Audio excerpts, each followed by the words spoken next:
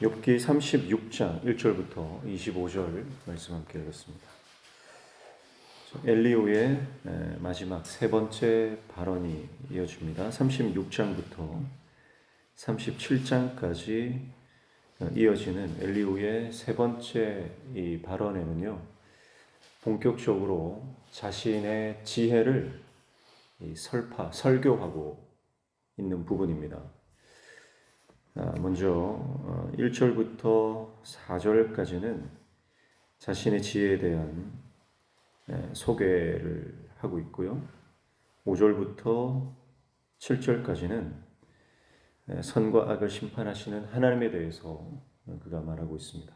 또 8절부터 16절까지는 하나님의 심판, 하나님의 징계는 회개와 깨달음을 위한 것이다 라는 내용을 말하고 있고, 17절부터 25절까지는 욥을 향해서 악을 멀리하고 선을 행하라고 조언하고 있습니다. 엘리후가 본격적으로 자신의 지혜를 설교하고 있는 이 본문의 내용을 가만히 살펴보면 세 친구들이 했던 그 규범적 지혜가 그대로 이어지는 것을 볼 수가 있습니다. 욥이 그간에 귀가 따갑도록 들었던 인과응보와 신상필벌의 원리를 엘리후도 역시 반복하고 있는 것을 볼 수가 있죠. 하나님은 환난을 통해서 그 사람의 삶을 다듬질하고 정련하신다. 특별히 이 악인들의 삶에 대해서 그렇게 심판하시는 것에 대해서 말을 하고 있습니다. 이 심판을 통해서 악행과 교만이 깨달아지게 된다라는 취지의 말인 거죠.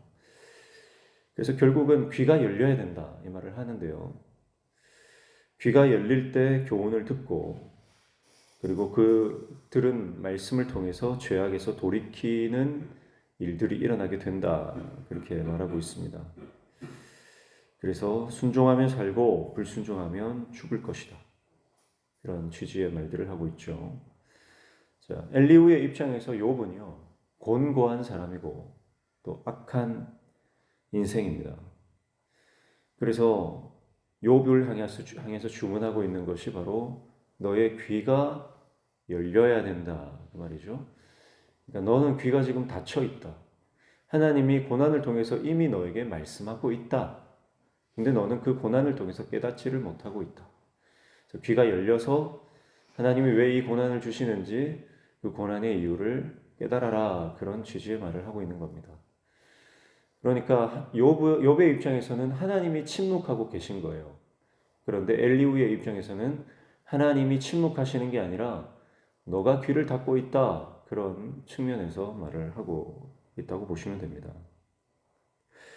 그래서 욥이 깨닫기만 하면 하나님은 환난에서 다시 회복시킬 것이다, 그런 말을 하는 거죠. 그러니까 욥이 지금 하나님 앞에 탄식하는 것에 대해서 그것을 분노 혹은 불신앙으로 규정하면서 더 이상 분노하지 말고 하나님께 대들지 말고 하나님 앞에 회개하라는 거예요. 하나님 앞에 유순하게 인내하면 하나님께서 다시 기름진 상을 주실 줄 모른다, 그런 말을 하고 있는 겁니다. 그러면서 또 엘리후는 하나님이 얼마나 높고 위대하시며 또 능력이 많으신 분인지를 오늘 본문에서 강조하고 있습니다. 자, 그러니까 네가 무슨 말을 하든 하나님은 여전히 하나님이시고 하나님은 높으신 분이다. 너가 할 일은 하나님을 찬양하고 하나님을 높이는 일 외에는 없다, 그렇게 말하는 것이죠. 자, 이것은 너무 슬퍼서 울고 있는 사람한테 너 그만 울고 하나님을 높여라, 그렇게 말하고 있는 것입니다. 울고 있는 사람에게, 슬퍼하는 사람에게 너 그 감정 그만 추스리고 신앙심을 보여라, 그렇게 말하는 거죠. 이것은 명백한 폭력입니다. 계속해서 이어지는 엘리후의 이 말에 욥은 아무런 반응을 하고 있지 않죠. 가만히 듣고 있습니다. 모르는 말을 하기 때문에, 처음 듣는 말을 하기 때문에 가만히 있는 것 아니잖아요. 뭐 한 절 한 절 따질 필요도 없이 욥의 세 친구들이 다 했던 말들이고요. 또 욥이 했던 말들도 그 안에 섞여 있습니다. 그러니까 오늘 우리가 이 본문을 통해서 엘리후의 말을 뭐 이렇게 한 절 한 절 묵상할 필요는 없어요. 왜냐하면 이것이 사람의 소리이기 때문에 그렇습니다. 그런데 욥은요, 왜 가만히 있었을까요? 욥은 왜 이 엘리후의 사실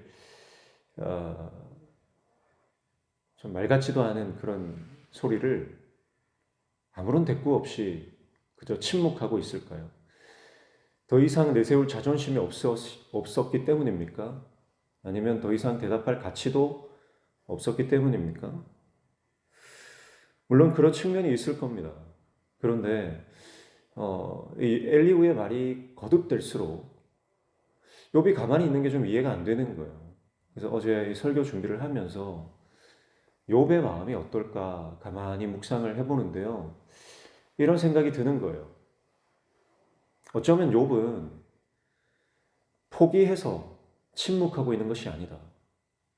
욥의 이 침묵 가운데는 엘리후가 하는 말들을 통해서 어쩌면 하나님이 이 엘리후라고 하는 사람을 통해서 말씀하실 수도 있다라고 하는 일말의 기대감을 가지고 있지는 않았을까라고 하는 생각을 하게 됩니다. 그러니까 욥은 이제 새 친구들과의 대화를 통해서 이제 사람의 말에 반박하거나 사람의 말에 좌지우지 되는 사람이 아닌 것을 우리가 알게 되었어요. 그렇다면 욥은 이제 어떤 단계까지 나아갔냐? 그것은 어떤 사람의 말이든 지금 엘리후는 연소한 자 아닙니까?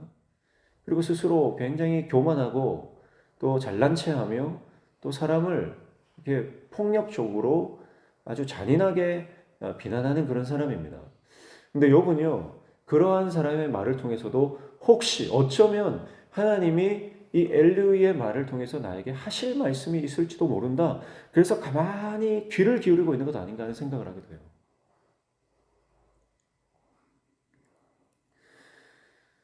욥이 엘리후의 말을 그저 헛소리로 치부하지 않았기 때문입니다.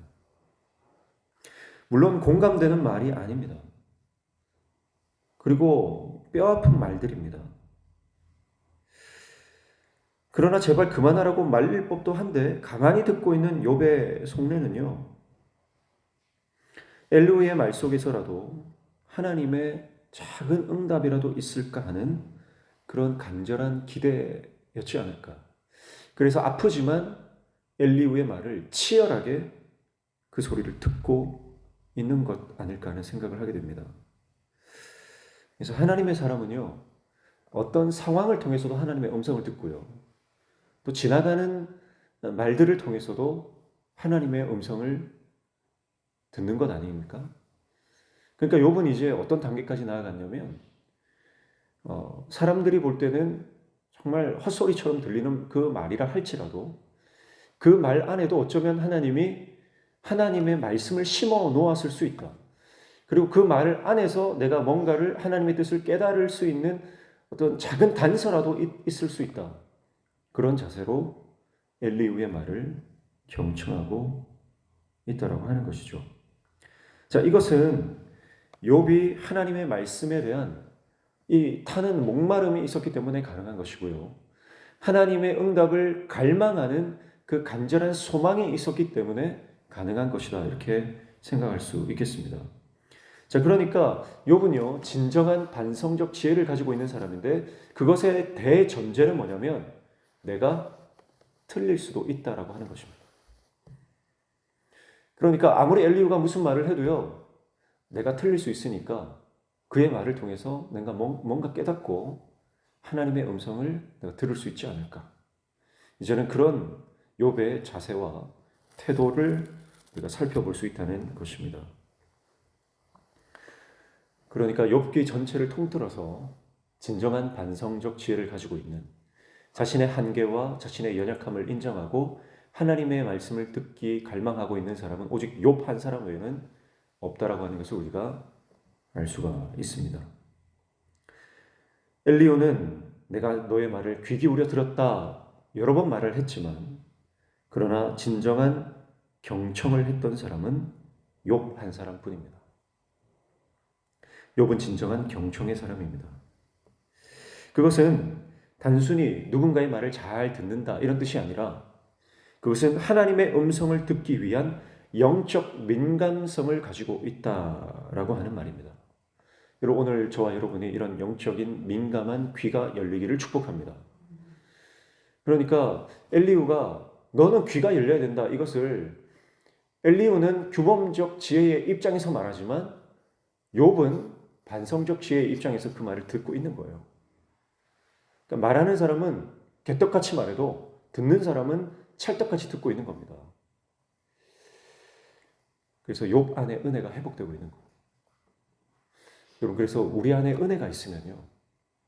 다른 사람이 막 함부로 말해도 거기에 상처받거나 아니면 그 말 속에서도 깨달음을 얻게 된다는 거죠. 정말 그래서 은혜가 필요합니다. 교회 안에 교회가 하나 되려면 은혜가 있어야 됩니다. 은혜가 없으면요. 예수님이 와서 설교해도 그 설교가 은혜가 안 됩니다. 역사적으로 증명된 사실 아닙니까?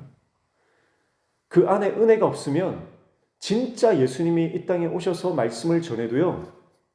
그 말씀이 깨달아지지 않아요. 그게 서기관과 바리새인들, 종교 지도자들의 모습입니다. 그러나 내 안에 정말 은혜가 충만하면 어린아이가 하는 그 작은 말에도 하나님의 음성처럼 들려지는 역사가 있다는 거예요.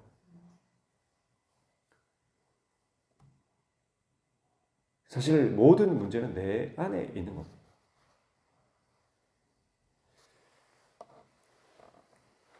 오늘 저와 여러분 안에 그 은혜가 회복되시기를 축복합니다.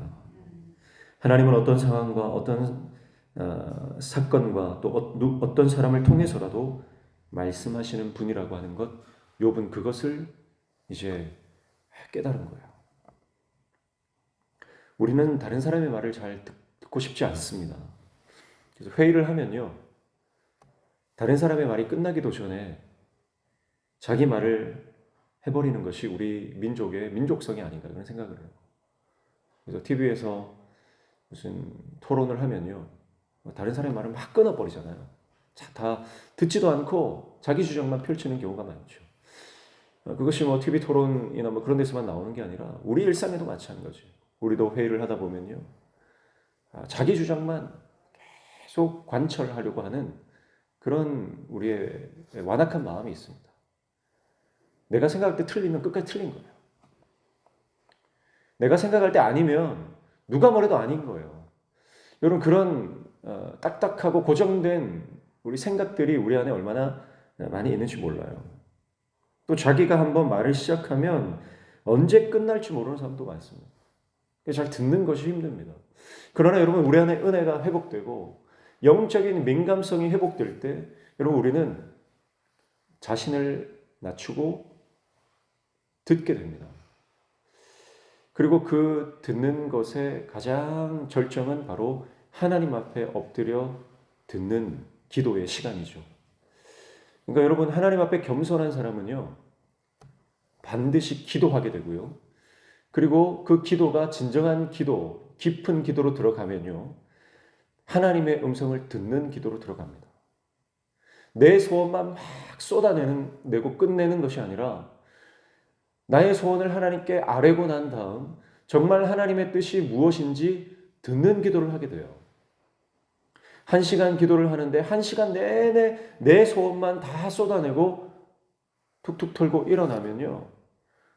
그것은 어쩌면 주문에 불과할 수도 있습니다. 그런데 정말 깊은 기도로 들어가면요. 나의 답답한 문제를 하나님께 다 쏟아내고 난 다음에 하나님의 음성을 듣기 위한 갈망으로 내 안에 그 갈망이 가득하게 되죠. 그래서 하나님이 원하시는 게 뭔지, 하나님이 나에게 주시고자 하는 게 뭔지, 내 소원이 정말 하나님이 원하시는 기도인지를 우리가 하나님 앞에 잠잠히 묵상하며 그분의 음성을 듣게 되는 것이죠. 그래서 영적으로 민감하게 하나님의 음성에 반응하기 위해서 우리는 듣는 귀가 열려야 할 줄로 믿습니다. 사랑하는 성도 여러분, 오늘 이 욥의 침묵이 오늘 하루 깊이 묵상되어지시기를 축복합니다. 욥의 이 경청의 자세가 오늘 우리에게 전이되어지시기를 축복합니다. 그래서 하나님에 대한 이 말씀에 대한 갈급함, 그 갈급함으로 오늘도 하나님께서 우리에게 말씀하시는 것들이 드디어 들려지는 하나님의 응답이 드디어 나에게 깨달아지는 그 놀라운 은혜를 경험하는 복된 하루 되시기를 주님의 이름으로 축복합니다. 기도하겠습니다. 하나님 아버지, 우리의 귀를 열어 주시옵소서. 우리의 영적 민감성을 회복시켜 주시옵소서. 우리의 심령 안에 하나님의 은혜를 부어 주시옵소서. 모든 교만한 마음을 내려놓고 겸손히 하나님 앞에 엎드려 주님의 음성을 기다리는 하나님의 종 되게 도와 주시옵소서. 오늘 이 아침에도 주님 말씀 붙잡고 기도할 때 우리의 기도에 들어 응답하여 주시며 우리 삶의 모든 막혀진 문들이 열려지는 영통의 은혜 허락하여 주시옵소서. 예수님의 이름으로 기도하옵나이다. 아멘.